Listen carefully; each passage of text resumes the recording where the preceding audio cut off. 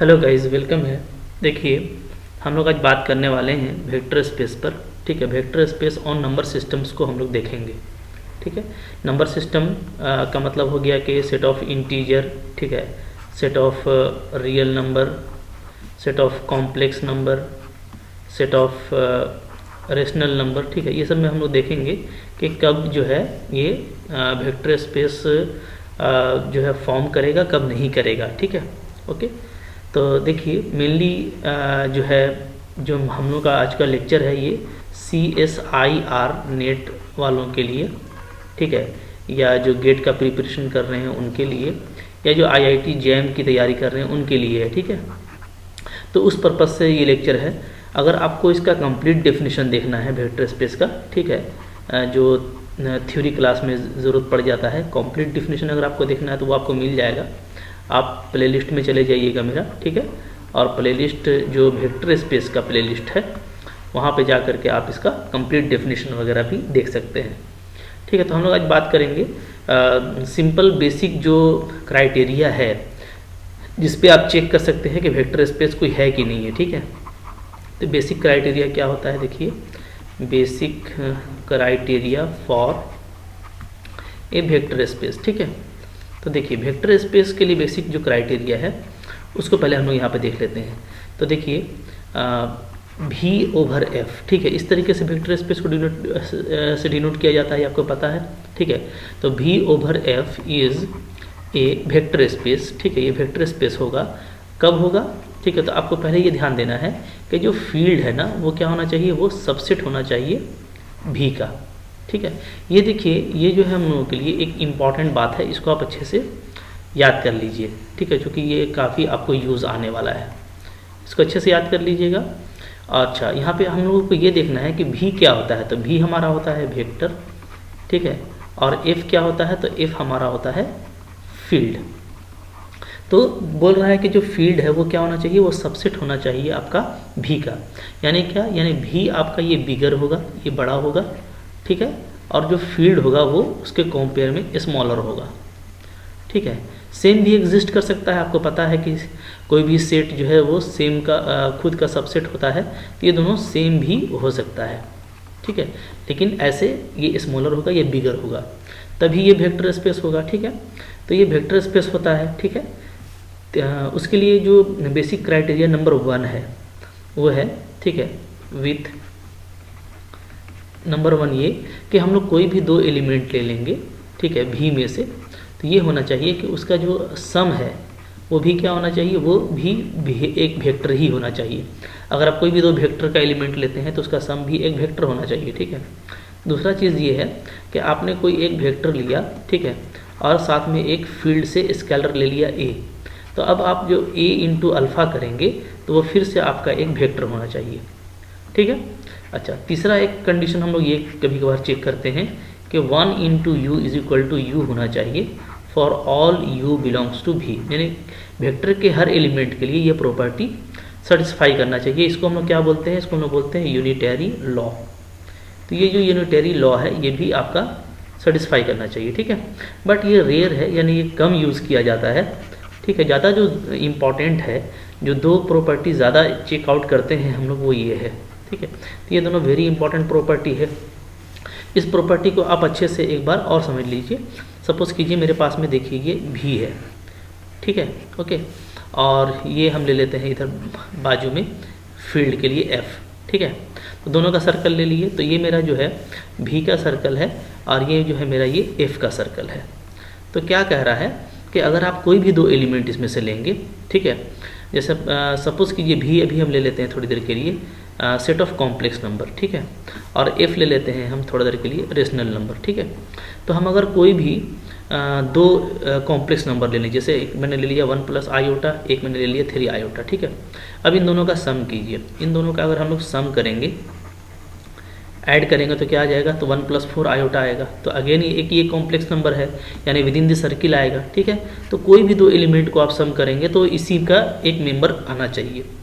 अच्छा, उसके बाद अगर हम कोई एक रेशनल नंबर ले लेते हैं 3/5, ठीक है, यानी सपोज कीजिए ये मेरा A है, तो अगर हम A को अगर हम मल्टीप्लाई करें, सपोज कीजिए हम इसका एक एलिमेंट 3 आयोटा ले लेते हैं, ठीक है, और उसको मल्टीप्लाई कर देते हैं हम a से। तो a से मल्टीप्लाई करेंगे तो क्या हो जाएगा 3 आयोटा इंटू 3/5, यानी क्या आ जाएगा ये 9 आयोटा बाई 5 आएगा। तो अगेन क्या है, ये एक कॉम्प्लेक्स नंबर है, यानी आप डेफिनेटली इसको पाएंगे कि ये भी समवेयर इसी सर्किल के अंदर होगा। ठीक है, तो ये चीज़ होना चाहिए। तो हम लोग क्या देखते हैं इस तरीके से आप कह सकते हैं कि दो तरह का कॉम्पोजिशन है। सम जो है वो एक तरह का इंटरनल कॉम्पोजिशन है। इंटरनल कॉम्पोजिशन मीन्स ये व्हाट, कि जो आपका वेक्टर होगा, वेक्टर के अंदर का ही एलिमेंट लेंगे और उसी से चेकआउट कर लेंगे। ठीक है, और ये जो हमारा स्केलर मल्टीप्लिकेशन वाला प्रॉपर्टी है नंबर 2, ये जो हमारा स्केलर मल्टीप्लिकेशन का प्रॉपर्टी है, तो ये आपका एक तरह से चूंकि बाहर का एक एलिमेंट लेना पड़ रहा है फील्ड का, तो ये हमारा एक तरह का क्या है, एक्सटर्नल कॉम्पोजिशन है। This one is external composition. ठीक है, तो दो कॉम्पोजिशन ज़्यादा इंपॉर्टेंट है, एक इंटरनल जिसको हम लोग सम बोलते हैं, और एक हमारा एक्सटर्नल कॉम्पोजिशन जिसको हम लोग क्या बोलते हैं, स्केलर मल्टीप्लिकेशन बोलते हैं। तो ये दोनों एग्जिस्ट करना चाहिए। ठीक है, तभी आपका वो वेक्टर स्पेस हो पाएगा। तो बाकी इसका कंप्लीट डेफिनेशन आपको मिल जाएगा। ठीक है, अभी हमारा कंपटीशन पर्पस से ये जो डेफिनेशन है ये काफ़ी इंपॉर्टेंट है। अभी इसको मैं देखिए बारी बारी से आपको बताने वाला हूँ, आप मेरा हर लेक्चर अटेंड कीजिएगा। आज जैसे मैंने फोकस किया हुआ है सेट ऑफ जो हमारा नंबर सिस्टम होता है उन पर, कि कब ये वेक्टर स्पेस फॉर्म करेगा, कब नहीं करेगा। ठीक है, तो आइए इसी में हम लोग कुछ और भी देख लेते हैं। जैसे देखिए, जैसे मैं आपको बोलूँ, ठीक है, कि अभी हम लोगों ने देखा तो यहाँ से हमको जो रिजल्ट्स मिलना शुरू होगा तो उन रिजल्ट्स को आप लिखते जाएंगे। ठीक है, जैसे नंबर 1 देखिए, और हम बोले C/Q। ठीक है, तो ये क्या है, ये इज ए वेक्टर स्पेस। ये हम लोगों ने देखा कि ये क्या है, ये हमारा वेक्टर स्पेस है। ठीक है, ओके, जहाँ पे हमारा वेक्टर जो है वो C है और फील्ड क्या है, हमारा Q है। ठीक है, बट लेकिन अगर हम इसका उल्टा कर दें, हम पूछें कि क्या Q/C ये वेक्टर स्पेस होगा, तो ये आपका वेक्टर स्पेस नहीं होगा, इज़ नॉट वेक्टर स्पेस। क्यों नहीं होगा, इसके पीछे देखिए 2 वजह है। अभी जो हमारा फील्ड है वो ये हो गया, ठीक है, ये वेक्टर हमारा ये हो गया। तो हम लोगों का जो कंडीशन था वो ये था कि F क्या होना चाहिए था, सबसेट होना चाहिए था V का। लेकिन यहाँ पर तो क्या है, यहाँ पर C तो बड़ा है, कॉम्प्लेक्स नंबर, ये कभी भी सबसेट नहीं हो सकता रेशनल नंबर का। ठीक है ना, तो इस वजह से ये वेक्टर स्पेस नहीं है। ओके, और अगर आप इस तरीके से भी अगर आप देखेंगे जो है वेनन बना करके, जैसे मान लीजिए मैं ये बना लेता हूँ इधर V, इधर बना लेता हूँ मैं ये F। ठीक है, तो ये मेरा V है, ये मेरा F है। ठीक है, V हम लोगों ने क्या लिया है, V लिया है हम लोगों ने रेशनल, और इसको हम लोगों ने ले लिया कॉम्प्लेक्स। तो अब देखिए पहला वाला कंडीशन तो एग्जिस्ट करेगा कि आप कोई भी 2 रेशनल को ऐड करेंगे। ठीक है, तो ऐड करने से जो R3 होगा वो इसी में मिलेगा। लेकिन हम लोग ये देख रहे हैं कि अगर हम कोई एक रेशनल ले लेते हैं 3/2 और इधर से हम एक कॉम्प्लेक्स नंबर ले लेते हैं 2 आयोटा। ठीक है, फिर इन दोनों को अगर हम मल्टीप्लाई करेंगे तो क्या होगा, 3/2 इंटू 2 आयोटा, ये आपका आ जाएगा 3 आयोटा। ठीक है, तो 3 आयोटा अब क्या है, ये एक कॉम्प्लेक्स नंबर है, तो ये तो रेशनल नंबर तो नहीं है, तो यानी ये इसमें लाई नहीं कर रहा, इसलिए ये आपका वेक्टर स्पेस नहीं होगा। ठीक है, तो 2 तरीके से हम लोग देख लिए। तो आपको ये चीज़ ज़रूर देखना है कि जो फील्ड है वो क्या होना चाहिए, वो आपका होना चाहिए स्मॉलर। ठीक है ना, तो इस तरीके से हम लोग देख सकते हैं कि जैसे मान लीजिए अगर हम लेते हैं इन कॉम्प्लेक्स, ठीक है, कॉम्प्लेक्स वेक्टर। ठीक है, अगर हम कॉम्प्लेक्स वेक्टर्स की बात करें तो क्या होगा, तो देखिए C/Q ये आप ले सकते हैं। ठीक है, C के साथ में फिर आप C भी ले सकते हैं, सेम भी लिया जा सकता है। ठीक है, C के साथ में आप रियल ले सकते हैं। ठीक है, C के साथ में आप Q/' ले सकते हैं। ठीक है, तो ये सारा आपका पॉसिबल होगा, एग्जिस्ट करेगा। ठीक है, अच्छा, यहाँ पे थोड़ा सा सीक्वेंस भी हम लोगों को समझना ज़रूरी है कि कौन सा सेट बड़ा होता है और कौन सा सेट छोटा होता है। तो आई होप आप ये पहले से जानते होंगे, लेकिन फिर भी मैं आपको एक बार सीक्वेंस दोहरा देता हूँ। ठीक है, जो हमारा सीक्वेंस होता है, ठीक है, जो सीक्वेंस है, सीक्वेंस ऑफ नंबर सिस्टम्स। ठीक है, नंबर सिस्टम्स का जो सीक्वेंस है, जो आपको पता है कि जैसे रेशनल नंबर में, ठीक है, तो रेशनल नंबर जो है होता है वो सबसेट होता है।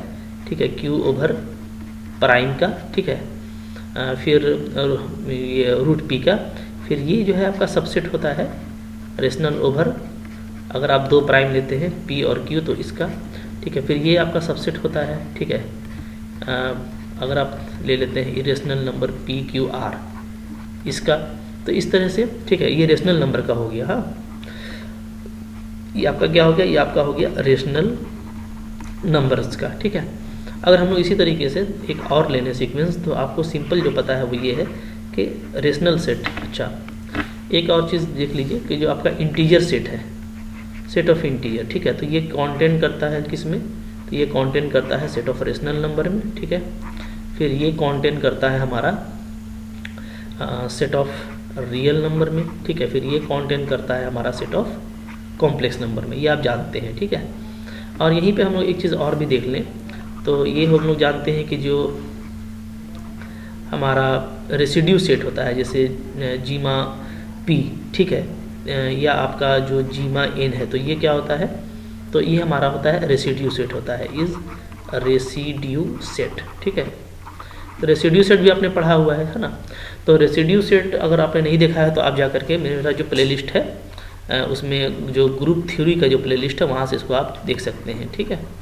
ओके, चलिए, तो अगर हम इन सीक्वेंस को जान रहे हैं तो इससे आप बहुत जल्दी जो है वेक्टर स्पेस को स्टडी कर सकते हैं कि वेक्टर स्पेस कौन होगा कौन नहीं होगा। जैसे अगर हम रिजल्ट की बात करें तो रिजल्ट नंबर 3 हम लोग ये ले सकते हैं, ठीक है, इन रियल वेक्टर, अगर मेरा वेक्टर रियल हो तो कौन कौन वेक्टर स्पेस होगा, देखिए तो ऊपर में ये सारा वेक्टर स्पेस था, ठीक है, आर वेक्टर स्पेसेस, ठीक है। जैसे रियल अगर हम लेते हैं वेक्टर, तो रियल लेंगे तो इससे छोटा लेना पड़ेगा मेरे को, ये तो हम सेम भी ले सकते हैं, रियल ओवर रियल, या रियल ओवर रेशनल आप ले लीजिए, ठीक है, या रियल ओवर रेशनल पी आप ले लीजिए। तो ये सब क्या होगा, ये आपका आर वेक्टर स्पेसेस होगा, ये एग्जिस्ट करेगा, ठीक है। लेकिन आप ध्यान दीजिएगा, कभी भी आप रियल ओवर कॉम्प्लेक्स मत ले लीजिएगा, इसलिए कि फिर ये क्या हो जाएगा, ये आपका बिगर हो जाएगा और जो ये नहीं होना चाहिए, ठीक है। तो ये आपका वेक्टर स्पेस नहीं होगा, इज़ नॉट वेक्टर स्पेस, ठीक है। इसी तरीके से हम लोग बात करें तो अगर हम लेते हैं इन इसमें आपका रेशनल नंबर में, ठीक है, इन रेशनल्स, अगर आप रेशनल्स ले लेते हैं तो रेशनल अगर आपका वेक्टर है तो कौन कौन होगा, तो देखिए रेशनल अगर लेंगे तो सिर्फ रेशनल यही मेरा क्या होगा, वेक्टर स्पेस होगा, ठीक है। और कोई वेक्टर स्पेस आपका नहीं हो सकता, क्योंकि आप ये सब भी कोई लेंगे क्यू ओवर प्राइम या ये सब, तो ये सब क्या होता है, ये बड़ा होता है रेशनल नंबर से, ठीक है। तो सिर्फ यही आपका वेक्टर स्पेस होगा और दूसरा आपका नहीं हो सकता, ये आपको ध्यान रखना है, ठीक है। चलिए, इसके बाद थोड़ा सा और भी कुछ हम लोग इस जो है कंटेंट में देख लेते हैं, ठीक है।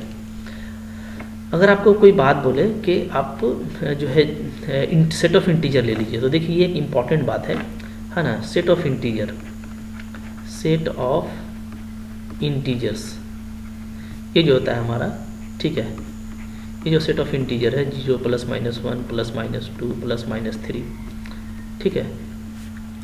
तो ये अगर अवेलेबल, ये अगर मौजूद होगा तो कभी भी वेक्टर स्पेस नहीं बनाएगा, ठीक है। नेवर इन्वॉल्व्स इन वेक्टर स्पेस, ये आपका वेक्टर स्पेस में कभी भी इन्वॉल्व नहीं होगा, ठीक है। मतलब क्या, मतलब देखिए दो तरह की बात है, एक आप तो, या तो आप ऐसा ले सकते हैं, ठीक है, कोई आपको बोलेगा कि भाई रेशनल ओवर जेड, ठीक है, या रियल ओवर जेड, ठीक है, या complex over Z, complex over Z, ठीक है। क्या ये वेक्टर स्पेस होगा, तो ये वेक्टर स्पेस आपका नहीं है, आर नॉट वेक्टर स्पेस। क्यों, वजह आप सोचिए, बहुत सिंपल है, ठीक है। या कोई आपको ऐसे लेने के लिए बोलते कि जीमा ओवर जीमा, ठीक है, या जी ओवर जीमा 3, ठीक है, ये सब क्या वेक्टर स्पेस होगा, तो ये सब भी आपका वेक्टर स्पेस नहीं होगा। मैंने आपको शॉर्ट में बता दिया, ये शॉर्ट में समझ लीजिए कि अगर जीमा इन्वॉल्व है तो वो वेक्टर स्पेस नहीं बनाएगा। अब इसका रीज़न देखिए काफ़ी आसान है, ठीक है। इसमें जैसे हम लोग अगर रीज़न की बात करें, इसमें क्या रीज़न है, क्यों नहीं हो रहा है, ठीक है। इसमें देखिएगा कि ये जो होता है ये आपका फील्ड होता है, ये आपको फील्ड लेना है, ठीक है। लेकिन ये जो जीमा है ये आपका फील्ड नहीं है, इज़ नॉट ए फील्ड, ये फील्ड नहीं है, ठीक है। ये आप पढ़ चुके हैं कि सेट ऑफ इंटीजर क्या है, आर नॉट ए फील्ड, ये आपका फील्ड नहीं है, आर नॉट ए फील्ड। तो जो कि ये फील्ड नहीं है, ठीक है। और आप सिंपल जानते हैं कि भाई 2 जो है वो एक इंटीजर है, लेकिन इसका जो मल्टीप्लिकेटिव इन्वर्स होता है, मल्टीप्लिकेटिव इन्वर्स वो क्या होता है, वो होता है 1/2। तो वो तो एक इंटीजर नहीं है, ठीक है। तो इसलिए ये एक फील्ड नहीं है, तो ये तो आप ले नहीं सकते। अब इसमें भी देखिए, क्योंकि ये फील्ड नहीं है तो ये ख़त्म हो गया, आप नहीं ले सकते, ठीक है। Okay, not a field. अच्छा, और इसको भी अगर आप देखेंगे तो इसमें हम लोग ये देखेंगे कि ये तो हमारा फील्ड है, ठीक है, ये हमारा क्या है, फील्ड है।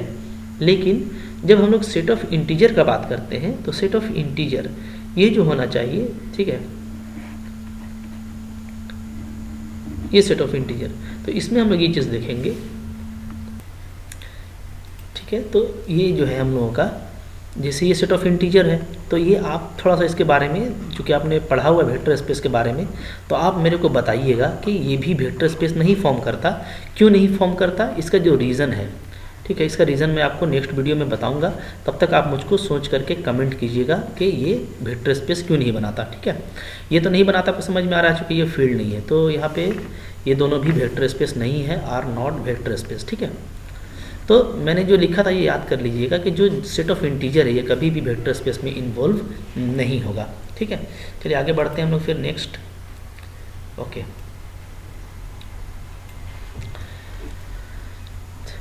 छठा नंबर ये है प्रॉपर्टी में, ये बात हम लोगों को याद रखना है कि टपल्स की अगर हम लोग बात करें, ठीक है, जैसे कुछ टपल्स हम ले लेते हैं, टपल्स, ठीक है। टपल्स जैसे मान लीजिए आपके पास में है C है, ठीक है, क्रॉस R है, ठीक है, ये है कॉम्प्लेक्स नंबर है और रियल नंबर है, तो ये कब वेक्टर स्पेस बनाएगा। तो इसके लिए भी देखिए वही शर्त है, ये अगर ओवर Q है तब ये वेक्टर स्पेस कहलाएगा, इस वेक्टर स्पेस, ठीक है। तो इसका जो प्रॉपर्टी है वो यही है कि अगर आप 3 तरह का वेक्टर ले लेते हैं या 2 तरह का वेक्टर ले लेते हैं, ठीक है, और ओवर फील्ड आप बनाना चाहते हैं F, है ना, तो ये वेक्टर स्पेस कब होगा, इस वेक्टर स्पेस, ये आपका वेक्टर स्पेस होगा कब, जब जो F है वो क्या होना चाहिए, वो आपका सबसेट होना चाहिए किसका, V1 V2 V3, इसमें जो मिनिमम होगा, जो सबसे छोटा होगा ना, उसका सबसेट होना चाहिए, ठीक है। तो हम लोग यहाँ पे ये देख रहे हैं कि अगर मिनिमम वाला का सबसेट होगा तो डेफिनेटली बड़ा वाला का भी सबसेट हो जाएगा, ठीक है।